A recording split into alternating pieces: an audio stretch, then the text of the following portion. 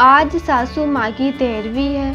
मेहमानों के बीच उदासी ओढ़कर नकली आंसू बहाते हुए बहू संजना अब उकता गई थी। एक ननद को छोड़कर बाकी सभी मेहमान जा चुके थे। अब उसे इंतजार था सास की विरासत में छोड़ी हुई चीजें देखने का। उनकी अलमारी के चाबी की जानकारी केवल ननद मीना को ही थी। उसने सबके सामने अलमीरा खोली। सामने ही लॉकर की चाबी और एक कागज पर पुर्जा पड़ा था। मीना ने माँ का लिखा हुआ संदेश पढ़ा। माँ ने अपने जेवर इकलौती पोती और बेटी के नाम किए थे। केवल रुपए पर बेटे का अधिकार था। उनके सभी नए पुराने कपड़े गरीब महिलाओं में बांट दिए जाने का जिक्र था। एक सिलबंद पैकेट था। उसके अंदर एक पिन किए हुए कागज पर लिखा हुआ था, यह पैकेट बहू के लिए है, लेकिन वो इसे अपने बेटे मेरे पोते अनुज की शादी के 1 वर्ष बाद ही खोल सकेगी। मेरी अंतिम इच्छा के अनुसार तब तक यह बैंक के लॉकर में रख दिया जाए। बेटे ने वह पैकेट बैंक के लॉकर में रखवा दिया। दिन गुजरते गए। 6 महीने बाद अनुज की शादी हो गई। सगाई पहले ही हो चुकी थी। बहू आराधना के घर में आते ही संजना ने कुछ राहत महसूस की। अब वो अपना ध्यान अपने पति और अपने स्वास्थ्य पर ही देना चाहती थी। वह बात बात पर बहू को निर्देश देती, लेकिन आराधना उसके कहे को एक कान से सुनकर दूसरे कान से झटक देती। सास की कही हर बात का उल्टा जवाब देती। धीरे धीरे उसने सास को रसोई से बेदखल कर दिया। समय गुजरता रहा और संजना हालात से समझौता करती गई। अब पुराना संयुक्त परिवार का जमाना नहीं रहा जब सास बहू पर हावी हुआ करती थी।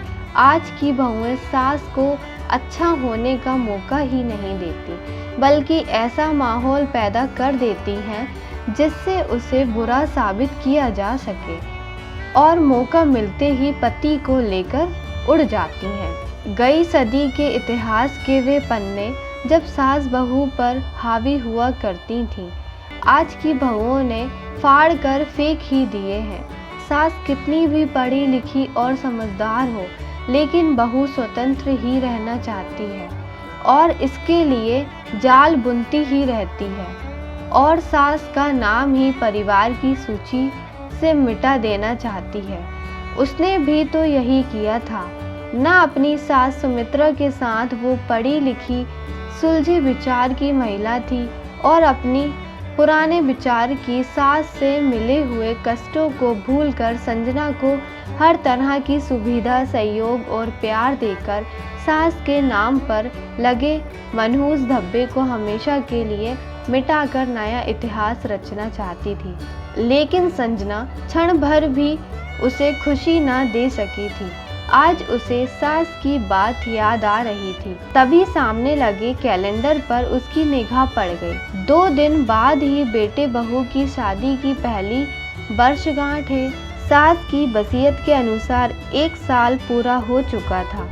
तीसरे दिन ही वो बैंक जाकर लॉकर में अपने नाम का पैकेट निकलवा कर ले आई। मन में उथल पुथल मची हुई थी कि आखिर उसे सास ने क्या दिया होगा। बेटे बहू के इधर उधर होते ही उसने वो पैकेट खोल दिया। अंदर सास की तह किए हुए लगभग 1 दर्जन पुराने रुमाल थे और एक दूसरा पैकेट भी था। देखकर अचानक उसकी आंखें एक सवाल लिए सिकुड़ गईं। साथ ही पिन किए हुए कागज पर लिखे शब्द पढ़ने लगी। बहू, ये वो रुमाल है, उनसे मैं बेटे का विवाह होने के 1 साल बाद से मृत्युंत आंसू पोंछती रही। पढ़कर उसकी आंखों से अविरल आंसू बहने लगे। रोते रोते उसने दूसरा पैकेट खोला। उसमें उतने ही बिल्कुल नए रुमाल थे और वैसे ही कागज का टुकड़ा पिन किया हुआ था। उसे कहीं ये सास की आवाज़ सुनाई दी, बहू रो रही हो ना? ये रुमाल तुम्हें अपनी अंतिम सांस तक आंसू पोंछने के काम आएंगे। और उसने एक रुमाल उठाकर अपने आंसू पोंछ लिए।